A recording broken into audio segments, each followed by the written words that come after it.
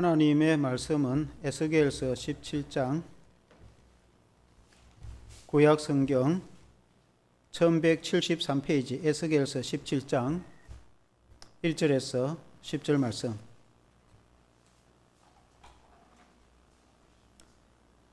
구약성경 1173페이지 에스겔서 17장 1절에서 10절을 제가 읽겠습니다.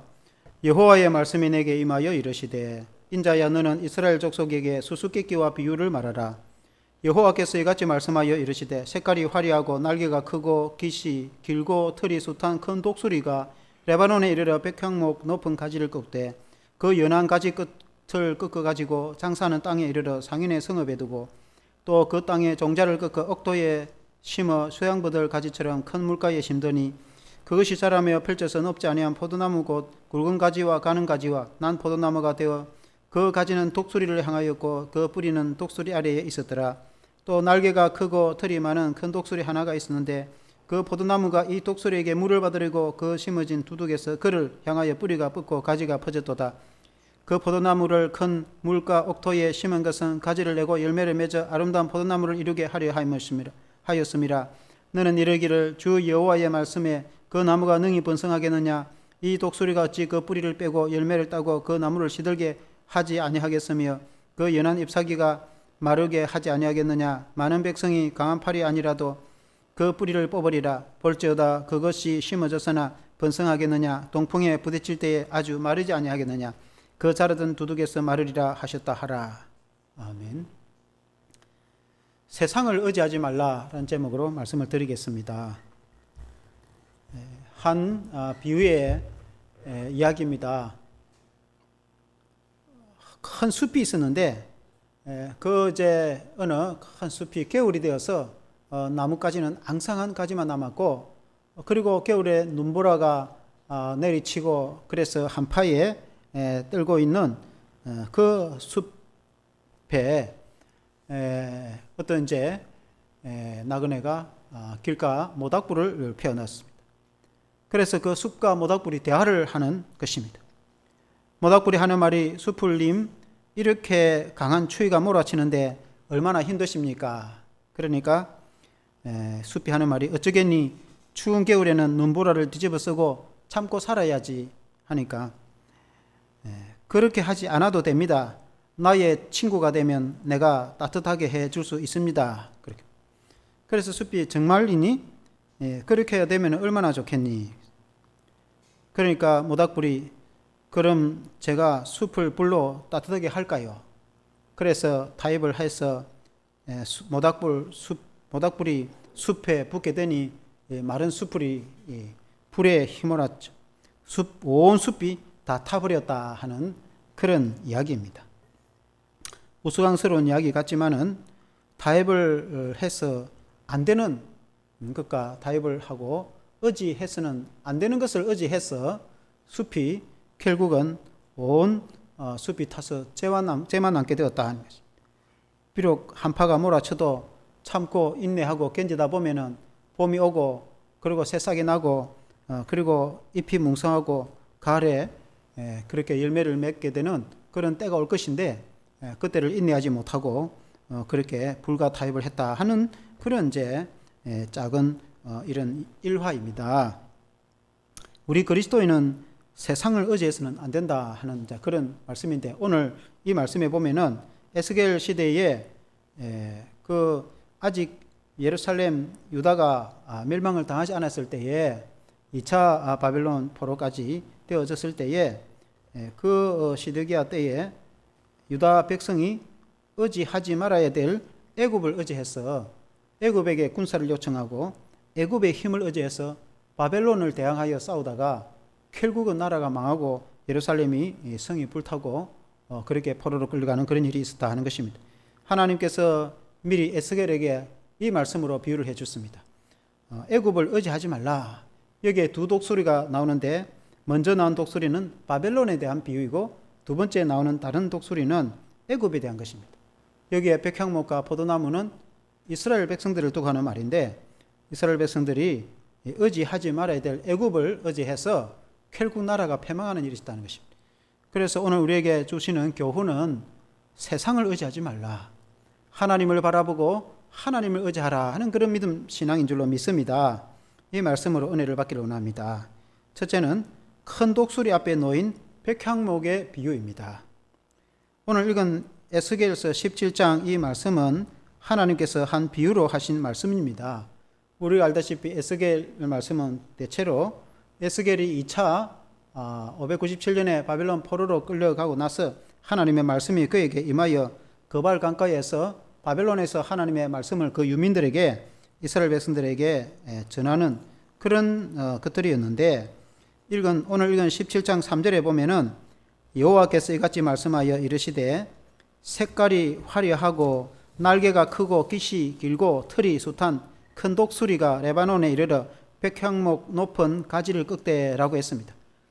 아주 깃이 크고 색깔이 화려하고 이 털이 숱한 큰 독수리가 나오는데 그 독수리는 당시에 최강대국인 바벨론을 두고 한 말입니다. 바벨론 제국이 번성하여서 마치 독수리처럼 강한 그런 제국으로 성장을 하여서 남하를 하여 진군을 하였는데 레바논의 그 아름다운 백향목을 꺾어버렸다 그 말입니다. 여기서 백향목은 유다 백성을 두고 하는 말입니다. 이스라엘 백성들이 백향목같이 주로 백향목이나 포도나무나 그런 나무들은 이스라엘을 많이 상징합니다. 솔로몬이 하나님의 성전을 건축할 때에 그 레바논의 백향목을 꺾어와서 성전을 건축하였습니다.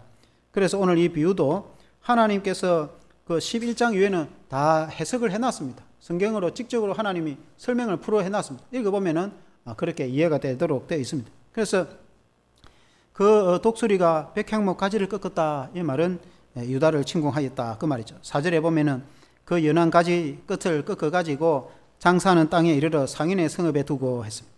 그러니까 바벨론이 침공해서 이 말씀은 2차 597년에 침공을 해서 바벨론 군대가 당시에 여호야긴 여고냐 왕을 포로로 끌고 그리고 백성들을 포로로 끌고 가서 장사하는 성읍 맞아요 바벨론의 도성에 끌고 갔다 이제 그 말입니다. 5절에 보면은 또 그 땅에 종자를 꺾어 옥토에 심되 수양버들 가지처럼 큰 물가에 심었더니라고 말했습니다. 그 땅에 한 종자를 꺾어서 이 나무를 심었는데 그것은 이스라엘 백성들과 한 말입니다. 그때 당시에 바벨론이 2차에 여호야긴과 백성들을 끌고 가면서 마지막 왕 시드기야 왕 한 종자 중에 시드기야 왕 그 말이니까 여호야긴의 아제비 삼촌 되죠. 그 시드기가 이제 왕족이니까 시드기야를 왕으로 세워놓고 마치 수양버들 가지처럼 큰 물가에 심어두고 갔다 그 말입니다. 그래서 바벨론에게 충성하고 헌신을 해라. 그러면 바벨론 나라가 보호해주겠다 그렇게 이제 말씀했습니다. 그리고 물가에 심겼다는 것은 아직 여전히 번창할 수 있는 기회가 있는 것입니다. 유다 백성이 완전히 망하지 않고 그리고 건재하였고 그리고 그들이 신앙이 돌이키고 그때 당시에는 이렇게 바벨론에게 협조를 해서 인내하고 참으면은 그 나라가 다시 한번 회복될 수 있는 그런 기회가 있었습니다. 그러나 이 유다의 시드기가 그렇게 하지 않고 오히려 반역을 일으켜서 결국은 나라가 패망을 하게 되는데 6절에 보면은 그것이 자라며 퍼져서 높지 아니한 포도나무 곧 굵은 가지와 가는 가지가 난 포도나무가 되어 그 가지는 독수리를 향하였고 그 뿌리는 독수리 아래에 있더라. 이제 나무 가지를 하나 심는데 그 나무지가 커서 자라는 걸 보니까 포도나무 같았다. 포도나무가 우거지고 자라는데 그 나무 가지가 바벨론을 향하여서 이렇게 있었다는 것. 독수리를 향했다는 것은 바벨론을 향하여 있었다는 것입니다. 이렇게 쭉 뻗어 나가는데 이 독수리가 그 뿌리를 관장하고 있었다. 말은 이 바벨론의 그 영향 아래 있었던 것입니다. 그때는 바벨론 제국 아래 영향 아래 안에 있지 않은 나라는 중동에 없었어요. 그래서 바벨론에게 조공도 바치고 바벨론의 영향 아래 어쩔 수 없이 그 제국 치하에 있었으니까 참고 인내를 해야 되는 것입니다. 그러나 나라가 아직 완전히 망한 것은 아니고 지금 이제 다시 한번 부흥의 길을 맞이할 수가 있습니다. 그래서 하나님이 예레미야 선지자에도 말씀하셨고 에스겔 선지자에도 말씀하셨고 수없이 말씀하시기를 하나님께서 바벨론에 복종을 해라. 왜냐하면은 원래부터 그냥 하나님 잘 믿고 원래부터 신앙생활 잘 한 것 때문에는 그런 일도 없었겠죠. 그러나 하나님 말씀에 불순종하고 하나님을 거역하고 우상을 숭배하고 범죄하고 그렇게 해서 하나님이 그 오늘 오전에 녹을 제거하는 것처럼 큰 가마솥에 녹을 제거하는 것처럼 바벨론을 이끌고 와서 연단을 주게 되었어. 하나님이 그 바벨론 연단을 통해서 나라를 새롭게 하는 것이 하나님의 뜻입니다. 그래서 그 시대는 어쩔 수 없이 바벨론에게 복종을 해야 된다. 그렇게 말씀하고 있습니다. 그때라도 참고 인내하고 정신을 차리고 비록 바벨론의 영향이 있지만은 한번 인내하고 추운 겨울을 지나는 그 나무가지처럼 기다리고 인내하다 보면은 새봄이 오는 것인데 그걸 기다리지 못하고 고집대로 그렇게 하게 되는 것입니다. 오늘 우리 예수 믿는 성도도 그럴 경우가 있단 말이죠. 우리가 처음부터 하나님을 잘 믿고 우리가 예수님을 잘 믿고 믿음 생활을 잘 하면은 좋겠으나 그러나 그렇게 하지 못하고 자기 고집대로 살고 때로는 하나님 앞에 죄를 지으며 살아가다가 때로는 고난을 당하고 어려움을 당할 때에 참고 인내하고 기다리다 보면은 하나님께서 좋은 때를 주시는 것입니다. 비록 그 참는 것이 고통스럽고 힘들더라도 하나님만 바라보고 세상을 바라보지 않고 주님을 의지하고 통회하고 회개하고 하나님 말씀대로 돌아와서 믿음과 신앙으로 살다 보면은 하나님이 언젠가 회복시켜 주셔서 그 영광을 회복시켜 주시는 것입니다. 그러나 그것을 참지 못하고 인내하지 못하고 세상을 의지하고 그때 당시에 이스라엘 백성 같으면은 애굽을 의지하고 애굽에게 군대를 보내달라고 도움을 요청합니다. 그래서 그 도움을 의지하여서 바벨론의 항거 운동을 하고 저항을 하여서 바벨론과 전쟁을 합니다. 그러나 게임이 안 됩니다. 바벨론은 너무나 큰 강대국이고 결국은 바벨론이 애굽까지도 완전히 전멸하고 썰어버립니다. 그래서 안 되는 게임을 해서 그래서 나라가 패망을 하고 예루살렘 성은 불타고 성전은 무너지고 백성들은 포로로 끌려가는 그런 일들이 생기는 것입니다. 그래서 하나님의 말씀에 순종을 해야 되는데 순종하지 않고 끝까지 거역하여서 세상을 의지하여서 고통을 더 당하는 그런 일을 보게 되는 것입니다. 이것을 오늘 우리에게 주시는 교훈은 우리는 처음부터 예수님을 잘 믿고 믿음과 신앙 따라 살면 더 좋을 것입니다. 그러나 비록 우리가 범죄하여 하나님께 연단을 받고 때로는 어떤 경우에는 사망의 엄청난 골짜기를 지나간다 할지라도 우리가 믿음으로 통회하고 회개하고 주를 의지하여서 인내하고 기다리면은 하나님께서는 언젠가 회복시켜 주신다. 그렇다고 해서 세상을 의지하고 세상과 불의와 타협하고 그렇게 해서 뭔가 일을 도모하려고 그렇게 해서는 안 된다는 것입니다. 오히려 하나님을 그럴 때일수록 더 하나님을 바라보고 주님을 의지하고 믿음으로 나아가면은 좋은 일이 있을 줄로 믿습니다. 두 번째는 또 다른 독수리의 도움을 의지하는 포도나무 비유입니다. 여기 또 다른 독수리는 애굽을 말합니다. 7절에 보면은 또 날개가 크고 털이 많은 큰 독수리 하나가 있었는데 또 다른 독수리입니다. 그 포도나무가 독수리에게 물을 받으려고 그 심어진 두둑에서 그를 향하여 뿌리가 뻗고 가지가 퍼졌도다 그렇게 말했습니다. 그러니까 이 포도나무가 그 큰 독수리에게 뿌리를 향하여서 가지를 뻗고 도움을 향한다. 물을 얻기 위해서 도움을 향한다. 애굽의 강을 의지하듯이 애굽의 힘을 의지하여서 도움을 의지한다 그 말입니다. 그때 당시에 이 호프라라는 바로 왕이 그때 당시에 그 19왕조 20왕조를 이루었습니다. 이 이제 호프라는 당시에 왕자였어요. 19왕조의 왕자죠. 나중에 그가 왕이 되죠. 근데 이 호프라가 군대를 이끌고 바벨론을 도와주기 위해서 옵니다. 바벨론을 도와주기 위해 와가지고 아무 도움도 안 되고 결국 해군하여 돌아가 버립니다. 나중에 바벨론이 더 공격을 해서 예루살렘을 패망시킬 뿐만 아니라 애굽까지 내려가서 이집트를 완전히 썰어버립니다. 그리고 애굽 바벨론 군대가 내려가서 그때에 많은 유다 백성들이 도망을 쳐서 애굽으로 내려갔습니다. 예레미야 선지자와 에스겔 선지자가 수없이 하는 말이 애굽을 의지하지도 말라. 애굽의 군대를 요청하지도 말고 하나님을 의지하라고 했는데 하나님을 의지하지 않고 그 세상을 의지하고 애굽의 군대를 의지하여서 바벨론과 대적까지 싸우다가 실패를 하고 그리고 애굽으로 내려가지 말라. 수없이 외쳐서나 애굽으로 도망쳤습니다.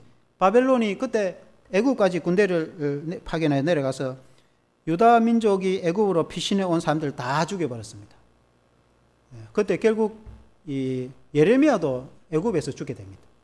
그러니까 예레미야는 애굽으로 안 내려갈 건데 그때에 애굽으로 도망친 군인들이 예레미야 선지자를 강제로 데리고 가버렸단 말입니다. 그들이 유민 생활을 하면은 하나님의 말씀을 전해줄 선지자가 필요하다 해가지고 억지로 예레미야를 데리고 갔단 말입니다. 예레미야는 안 가려고 하는데 군인들이 데리고 갔습니다. 그래서 애굽에 가서 예레미야가 하나님의 말씀을 전하면은 그럼 그 하나님의 말씀을 듣든지 또 듣지도 않습니다. 그래서 하나님의 말씀은 임하지만 자기 고집대로 행합니다. 그리고 결국 애굽에서 죽습니다. 그래서 불순종을 하였다 하고 쓰는 성경들이 나오는데 하나님을 의지하지 않고 세상을 의지하는 그런 불신앙을 행하지 말라 하는 것이 오늘 교훈인 것입니다. 오늘 우리에게 주시는 교훈은 그렇습니다. 우리는 무엇을 의지합니까? 우리가 팽탄할 때도 있겠지만은 때로는 힘들고 어려운 그런 때도 있습니다. 그러면은 세상을 바라보고 다른 무엇을 의지해서는 안 됩니다. 하나님을 바라보고 하나님의 도우심을 바라야 된다 그 말입니다. 하나님은 살아계시기 때문에 우리 주님만 바라보고 주님을 믿고 주님을 의지하면은 주님께서 역사를 해 주시는 것입니다. 그래서 하나님께서 원하시는 것은 세상과 관계를 통해서 힘을 얻으려고 하지 말고 하나님과의 관계에서 힘을 얻으라 하는 것이 하나님의 뜻이 아니겠습니까? 시편의 121편에 보면은 1절 2절에 내가 산을 향하여 눈을 들이라 나의 도움이 어디서 올고 나의 도움은 천지를 지으신 여호와에게서로다. 천지 만물을 창조하신 하나님이 나를 도우신다. 세상이 도우시는 것하고 비교가 되겠습니까? 그래서 하나님을 의지해야 된다. 121편 4절에도 보면은 이스라엘을 지키시는 이는 졸지도 아니하시고 주무시지도 아니하시다. 사람은 피곤하면 잘 수도 있고 졸지기도 하지만은 하나님은 졸지도 아니하시고 주무시지도 아니하시고 우리의 모든 것을 아시고 지키신다 그 말입니다. 그래서 우리는 하나님을 의지해야 된다. 전능하신 하나님을 우리가 주님 한 분만 바라보는 믿음을 가져야 됩니다. 시편 121편 6절에 이어서 보면은 낮에 해가 너를 상하게 하지 아니하며 밤에 달도 너를 해치지 아니하리로다. 낮에도 너를 상하게 하지 못하고 밤에도 너를 해치게 하지 못한다. 하나님은 우리를 반드시 도와주신다. 하나님이 살아계셔서 하나님을 도우시는 걸 믿으시길 바랍니다. 우리가 이 세상에 살아갈 때 힘들고 어려울 때에 하나님을 의지해야지 다른 세상이나 다른 사람, 다른 물질이나 다른 것들을 의지하면은 그게 실패할 수가 있는 것입니다. 그래서 하나님과 나의 관계가 회복이 되어야 되는 것입니다. 그 하나님과 나의 관계가 회복되는 데는 예수 그리스도를 믿음으로 가능한 것입니다. 예수님을 통해서 하나님과 나의 관계가 회복되는 것입니다. 그래서 우리가 하나님부터 힘을 공급받을 수 있는 것입니다. 하나님은 나는 문이다 그렇게 말했습니다. 주님께서는 나는 양의 문이다. 양 우리가 있으면 그의 문이 있단 말입니다. 그 문으로 양이 들어오고 나가고 문으로 들어오면은 그 양이 문으로 들어와서 밤에는 편안하게 따뜻하게 쉬고 자기도 한다. 또 문 밖으로 이제 나가서 그리고 푸른 초장에 그리고 실만한 물가에 그 실컷 풀도 뜯고 물도 마신다 그 말입니다. 그래서 예수님은 나의 양의 문이 된다. 우리가 예수님을 통해서 예수님을 믿어서 하나님의 그 무한하신 은혜를 우리가 얻을 수 있는 것입니다. 예수님이 하늘의 창이 됩니다. 하늘 문을 열어서 하늘의 창이 열려서 하나님의 은혜와 사랑이 내게 임하게 되는 것입니다. 그 하나님의 은혜는 무한한 것입니다. 그건 예수 그리스도를 통해서 우리에게 주시는 것입니다. 그래서 우리가 예수님을 마음에 믿을 때에 우리의 하늘 문이 열려서 그 하나님의 은혜를 받을 수 있는 것인데 예수님이 나는 양의 문이 된다. 양이 그 문을 통해서 들어가고 나오며 꼴을 얻고 생명을 얻는 것처럼 예수 그리스도를 통해서 생명을 얻는 줄로 믿습니다. 그래서 우리는 주님을 찾고 의지해야 힘을 얻고 공급받을 수가 있는 것입니다. 세상에 있는 것을 의지해 실패할 수가 있는 것입니다. 성경에 보면은 사도 바울이 2차 선교 여행 때 빌립보로 갔는데 안식일 날 기도하려고 이렇게 나갔단 말입니다. 나갔는데 강가에 갔는데 강가에 자주상사 루디아를 만나게 됩니다. 원래 루디아는 도아디라 출신인데 마게도니아 장사하러 왔어요. 옷감 장사합니다. 그래서 그를 만나 그의 복음을 전해서 그가 예수를 믿게 되고 그리고 훌륭한 동역자가 되었습니다. 이 루디아가 바울에게 먹을 음식과 또 여러 가지 편리를 제공해주고 바울이 마게도니아에서 복음을 전하고 빌립보 간수에게도 복음을 전하고 빌립보 교회를 이렇게 설립을 하게 됩니다. 이와 같이 하나님께서 기도하는 바울에게 루디아를 예배해 주셔서 하나님이 돕는 손길을 미리 예비하신다 그 말입니다. 온누리교회 하윤교 목사님이 그 온누리교회를 개척할 때 거의 개척이나 마찬가지죠. 초창기에 사역을 할 때에 그때에 루디아와 같이 이형자 근사님이 있었어요. 이형자 근사님은 남편이 최순영 장로입니다. 63빌딩을 지은 그 대한생명 회장이 최순영 회장이죠. 그 젊었을 때에 사실 이제 이 형자 근사님은 하영조 목사님의 처제입니다. 현재 이 개척의 동력자가 된 겁니다. 근데 이제 그 이 형자 당시에 이제 집사님이겠죠. 근사님이 그 집안에 거실에 믿는 사람들이 함께 모여서 루디아 기도회를 했다는 것입니다. 루디아가 사도 바울의 전도와 선교를 돕고 협력한 것처럼 루디아 기도회를 만들어서 남편들이 직장 가고 사업하면은 위에서 기도를 하고 교회 사역을 위해서 중보기도 하고 그렇게 매주 목요일 모여서 기도를 했다는 것입니다. 그게 루디아 기도회입니다. 그래서 이제 기도를 하다가 그것이 번창하게 발전해서 지금은 이 명칭을 바꾸어서 횃불선교회로 그때 다른 이제 횃불선교회와 같이 연합을 해서 결국은 횃불선교회로 바꾸었습니다. 지금은 전국에 우리 진주 횃불선교도 있어요. 전국에 각 도와 큰 대도시에 횃불선교가 있어가지고 목회자들과 많은 분들이 매주 월요일 날 모여서 또 강사 말씀을 통해서 은혜도 받고 지금은 비대면으로 하지만 은혜도 받고 기도도 하고 그렇게 큰 모임을 하고 있습니다. 그리고 이제 이 하영조 목사님이 온누리교회를 할 때에 그 온누리교회당을 지을 때 그 과정에서 땅을 제공하고 또 건축하는데도 많은 협조를 하고 그래 사역을 했는 동력을 했는데 그 하영조 목사님에게는 이 예형자 그 권사님 가정이 루디아와 같았어요. 하나님께서 사역에 예배해 주셔서 루디아와 같이 동력하게 했다 그 말입니다. 그래서 하나님이 돕는 손길을 역사하시고 허락하셨다 그 말입니다. 하나님께서는 우리의 사역에 루디아와 같이 동력자를 허락하신다 그 말입니다. 우리 성도 여러분들이 루디아와 같이 동력자 되어서 또 쓰임받게 되기를 바라고 우리가 하나님의 일을 할 때 주의 일을 할 때 루디아와 같이 하나님께서 일꾼을 예비하시고 동력자를 만나게 하신다. 그래서 우리가 하나님을 의지하고 하나님의 보내시는 사람들을 만나고 하나님의 동력자들을 만나야 될 줄로 믿습니다. 우리가 인간적으로 우리가 세상을 의지하고 그렇게 하려고 하면은 이 일이 잘 안 풀릴 수 있습니다. 그러나 하나님을 의지하고 하나님의 도우심을 구할 때 하나님이 사람을 보내주시고 하나님께서는 동력자를 보내주시고 하나님께서는 일하게 하십니다. 그러므로 우리는 하나님을 의지해야 되는 것입니다. 우리의 개인의 인생도 마찬가지입니다. 우리가 하나님을 의지하고 나갈 때 하나님이 역사를 해주시는 것입니다. 결론적으로 우리 하나님이 루디아를 예배하는 것처럼 하나님은 우리의 삶의 모든 것을 예배하신다는 그 말이에요. 우리 하나님은 미리 우리의 인생을 다 아시고 미리 우리의 모든 것을 예배하시는 분이십니다. 그래서 우리가 나아가는 그 길에 하나님이 우리를 위해서 하나님께서 은혜를 예배하시는 것을 우리가 믿어야 되는 것입니다. 그러므로 이 에스겔의 이 17장 말씀처럼 하나님과의 관계가 되지 않을 때는 하나님이 예배한 것을 알지 못하고 인간적으로 그들이 계산을 하고 생각을 해서 바벨론에 대항해서 애굽의 도움을 구해서 어떻게 문제를 해보려고 했습니다. 그러나 그것이 실패를 당하고 결국은 애굽 자체도 망해버립니다. 그 의지해서 될 것도 아닌 것을 의지해가지고 결국 실패를 한다 그 말이죠. 그러므로 세상을 의지하지 말라. 우리가 살아가면서 세상이나 사람을 의지하지 말라. 하나님을 의지하라. 하나님의 도우심을 구하라. 그러면 하나님께서 루디아와 같이 예비된 영혼을 만나게 될 것이다. 예비된 사람을 만나게 될 것이고 예비된 은혜를 만나게 될 것이다. 그것이 하나님 오늘 우리에게 주신 은혜인 것입니다. 그러면 우리는 하나님을 바라보고 주님을 바라보고 세상을 바라보지 말라. 함께 기도하겠습니다.